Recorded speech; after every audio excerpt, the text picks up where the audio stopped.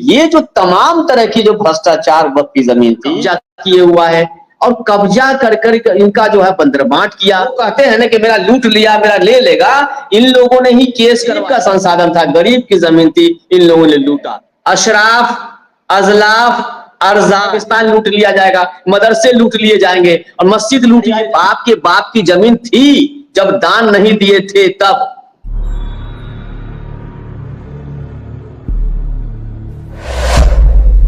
नमस्कार, मैं उपेंद्र कश्यप और आप देख रहे हैं फोर्थ व्यूज। आज बात करेंगे वक्फ बिल को लेकर मचे भूचाल पर। राजनीतिक भूचाल आया हुआ है। हमारे साथ है प्रोफेसर फिरोज मंसूरी जी। वक्फ बिल जो पास हुआ उससे मुसलमानों को कितना नुकसान होगा?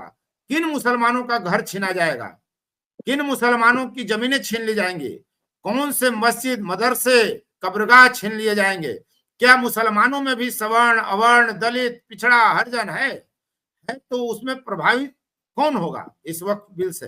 तमाम बातों पर आज हम बात करेंगे और कम से कम समय में सारी बात आपको फिरोज मंसूरी से होगी, ये मेरा प्रयास रहेगा। आप देख रहे हैं फोर्थ व्यूज। नमस्कार फिरोज सर। आप बुलंद, भारत की बुलंद तस्वीर एक विज्ञापन आया करता था, उसी तरह से अभी आप बुलंद आवाज बने हुए हैं और बड़ा जबरदस्त बैटिंग करते चल रहे हैं। तो किन मुसलमानों की कब्रगाहें छीनी जाएंगी? किन मुसलमानों की मस्जिदें छीनी जाएंगी? क्या वहां भी शिया सुन्नी है, फिरका परस्ती है या जातीय आधार पर विभेद है?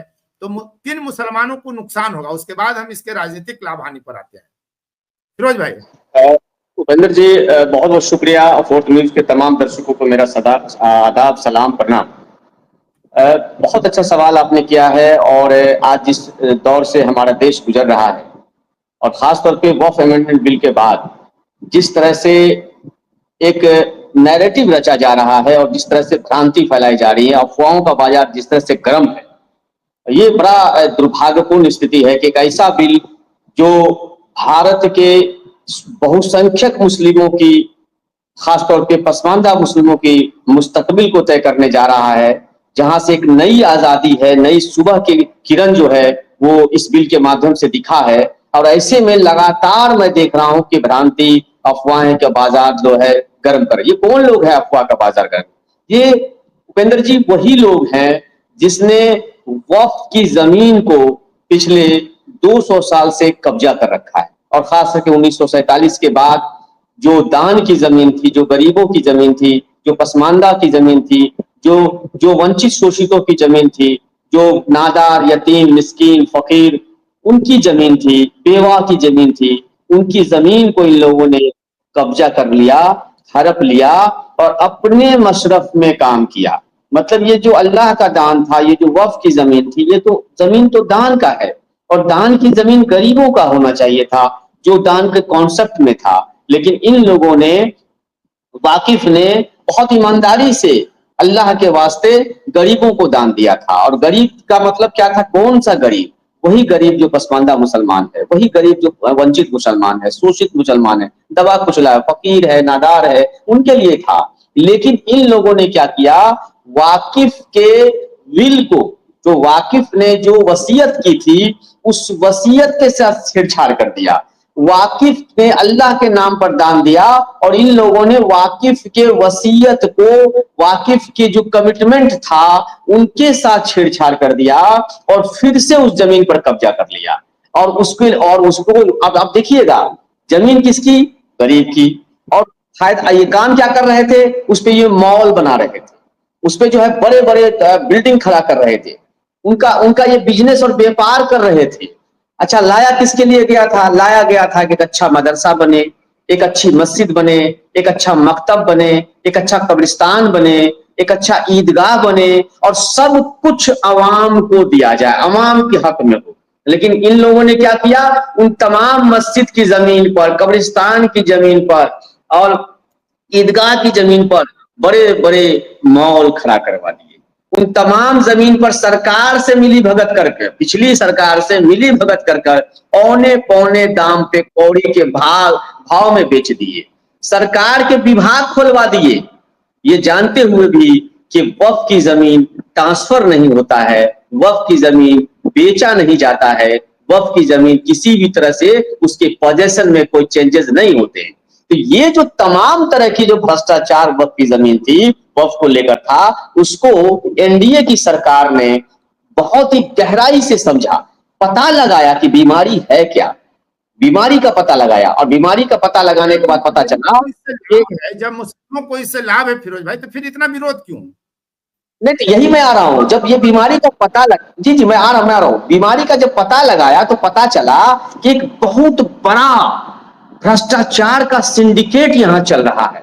हजारों अरबों खरबों की जमीन को ये लोग, कुछ 200 परिवार है इस देश में, ज्यादा नहीं है उपेंद्र भाई, सिर्फ 200 परिवार है जो धर्म का चोला ओढ़े हुए हैं। कोई ये फला संगठन है, कोई फला संगठन है, कोई फला संगठन है, भू माफिया है ये लोग भूमि माफिया है। ये लोग मिली भगत करके सरकार की जमीन को, वक्फ की जमीन पे कब्जा किए हुआ है, और कब्जा कर कर इनका जो है बंदरबांट किया।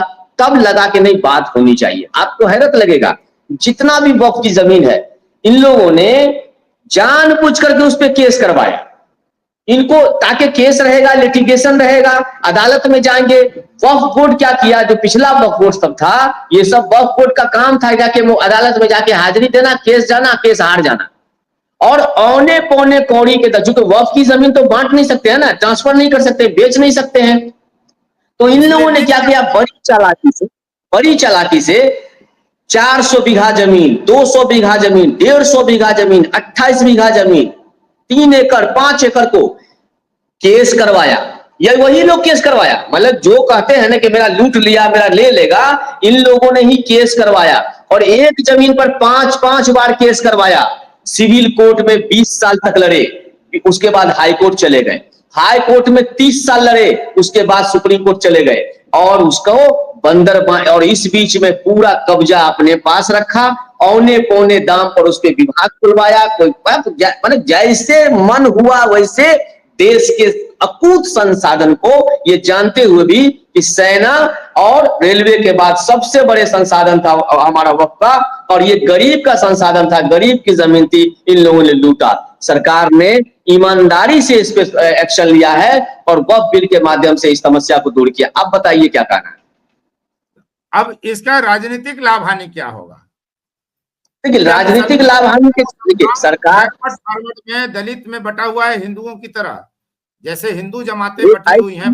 ये बात आज आप क्यों पूछ रहे हो उपेंद्र जी? ये बात तो आईने की तरह, जब इस देश का 50 साल शासन करने वाली कांग्रेस पार्टी, जिसको आप कह सकते हैं इंडिया गठबंधन, जिसको आप कह सकते हैं यूपीए गठबंधन, सब लोग शामिल था। इन लोगों ने होता है, और हिंदुओं की जब बात आती है तो बैकवर्ड, फॉरवर्ड, ओबीसी, ईबीसी, दलित की बात होती है। नहीं, यही मैं इसलिए ये बात तो क्लियर कट, जो यूपीए गवर्नमेंट थी उन्होंने सच्चर कमेटी बनाया, रंगनाथ मिश्रा कमीशन बनाया, और सच्चर कमेटी में साफ स्पष्ट हो गया कि मुसलमानों की 3 कैटेगरी है, अशराफ, अजलाफ, अरजाल।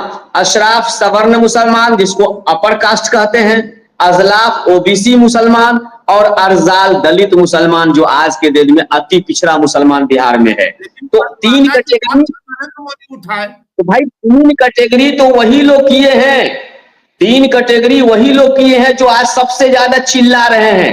वक्फ को उन्होंने ही लूटा है, वक्फ की जमीन को उन्होंने ही लूटा है, जो ये भ्रांति फैला रहे हैं कि आपका कब्रिस्तान लूट लिया जाएगा, मदरसे लूट लिए जाएंगे और मस्जिद लूट लिए जाए। भाई कहीं कोई कुछ लूट नहीं रहा है, न लूटने वाला है, क्योंकि ऑलरेडी इस तरह का प्रोपेगेंडा किया जा रहा है। जो वक्फ की जमीनों का लाभ ले रहे हैं मुस्लिम, उनके तरफ से ये प्रोपेगेंडा इसलिए कर रहे हैं क्योंकि इनका मकसद गरीब का भला नहीं है, पसमानदा मुसलमान का भला नहीं है। इनका सीधा मकसद है कि बिहार विधानसभा में जब इस बार जाएंगे तो जनता हमसे सवाल करेगी कि पिछले बार जो आप जीत के गए थे वो इस मुद्दे पर गए थे, हमारा क्या काम? इन्होंने कोई काम नहीं किया, इन्होंने सिर्फ अरंगाबाजी लगाई। सरकार के तमाम उपलब्धि वाले काम को लेके इन्होंने उस पर विराम किया, उसको डिस्टर्ब किया और बदनाम किया। अब बदनामी नहीं होगी ना।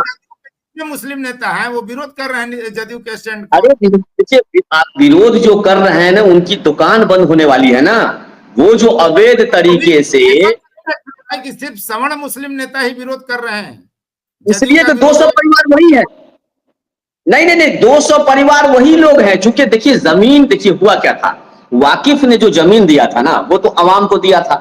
अब इनके पास इसकी गलतफहमी इनको क्या है कि जो जमीन दान दाता है ना उनके, ठीक है उनके दादा परदादा थे, अब इनको मोह नहीं जा रहा है। दादा परदादा ने जमीन दान कर दिया, पोता निकल के कह रहे हैं कि नहीं मेरे बाप की जमीन है। अरे यार बाप की जमीन थी जब दान नहीं दिए थे तब।